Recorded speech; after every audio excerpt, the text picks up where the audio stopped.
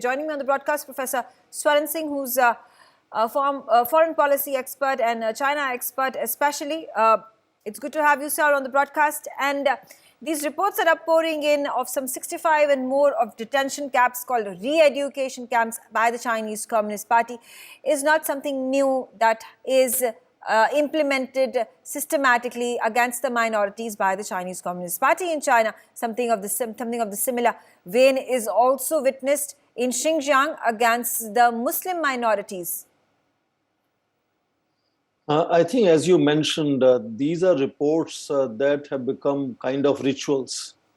But what is a ray of hope here is that just as the expected actors, state and non-state actors who owe a certain responsibility to speak on these issues, have turned it into nothing but lip service.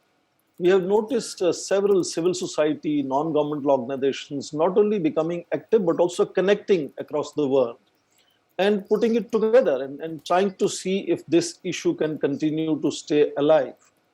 But I think the responsibility primarily lies, and I dare say they are shunning that responsibility, on some of the expected actors. For example, major actors like European Union, United States, India would be included among them. His Holiness Dalai Lama. Today only he was speaking to Foreign Correspondents Club in Tokyo. And he clearly said he doesn't want to involve himself in local issues and political issues. He doesn't want to visit Taiwan because it's complicated relationship with Beijing. So where do you expect people to sort of push that line of, taking China to task in terms of what is happening internally, whether it is Uyghurs in Xinjiang, or what is happening in Hong Kong, or as you mentioned, what is happening in Tibet? The primary actors who perhaps can make a certain impact. The European Union, again, recently, the EU and China summit meeting, again, basically out of 25, 30 issues, somewhere on the sideline mention of their so-called concern. Same is the speech by Joe Biden, simply saying we are concerned about these issues. That is simply not going to make absolutely any impact on China the way China is over years. We have seen becoming far more confident.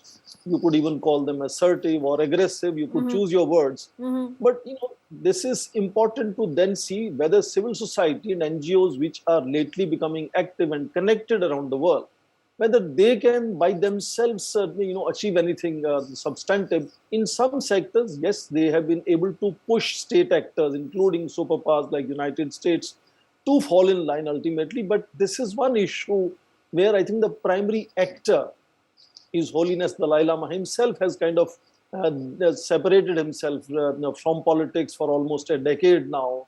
And the new government in exile, which has an elected leadership, is apparently not as effective as His Holiness would be if he speaks out.